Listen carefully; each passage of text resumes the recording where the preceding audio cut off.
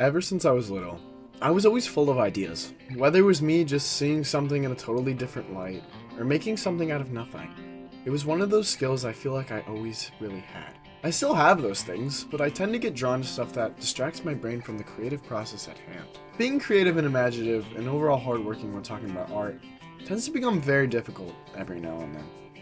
I've remembered times where I started a YouTube video, a drawing, or even an animation, and just stopped midway through and wondered, where was this video going? I love what I do, and the ability to take things and put them on paper or through a media is something truly special.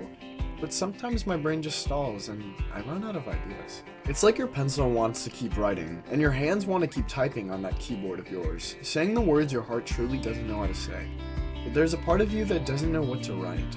It's like the words sometimes fall out of your head, splatter on the floor, a puddle that when you try to pick up the pieces, they just seem to fall out of your hands. You start with a project and you are so inspired by something that made you want to start the endeavor, but you feel burnt out, your drawings all look funny but you can't see why, and you just want to fall asleep by the end of the whole project, feeling like it came out nothing like you intended it to be. Sometimes art has this funny way of showing that what is on your mind is not what can be put on paper. Being creative for us is so difficult because we want to make something as perfect as possible, because we as humans aren't. But we remember we can't be that. It makes us frustrated. As badly as we want to be something without flaws, or make something without flaws, it makes reality even harder to accept that we aren't. But allow me to offer you another perspective. What if what you show on a piece of paper or a project is what you truly feel? What if it didn't come out how it was supposed to because you're not supposed to be perfect?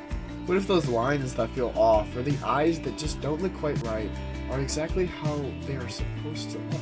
They represent the challenges of life and the understanding that nothing you ever make will be flawless. And that is okay. You don't have to be flawless. You are meant to be a person that is rough around the edges, a sketch you must design again and again and again. And even at the end, it still won't be perfect. Our art represents us in our processes of being human. And it's okay when those pieces have mistakes. We aren't a robot, meant to have our cuts accurate to a T. We are meant to have so many erase marks, things that are a little bit off, and have parts of things that inspire other people. Art is one of those things that are so subjective because most people have this idea that it has to be something incredible and life-changing. But art isn't really that. Art is the music you listen to on your way home. Art is the tiny drawing in the corner of your boring math class. And art is the way your eyes light up with something that makes you happy. This video is a reminder to all creatives that despite how we feel about what we make, it will always be good. Because we as humans decide to sit down and make something out of thin air. What a privilege it is to not be satisfied with the things we make. Because that means we have the opportunity to keep making something better, something stronger, and something that truly represents who we are deep down inside.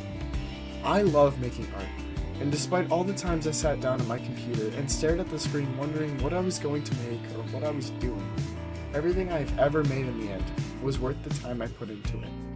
Because time into what you care about will never be wasted time. It'll just be another piece that you get to show yourself and the world. Thank you for watching.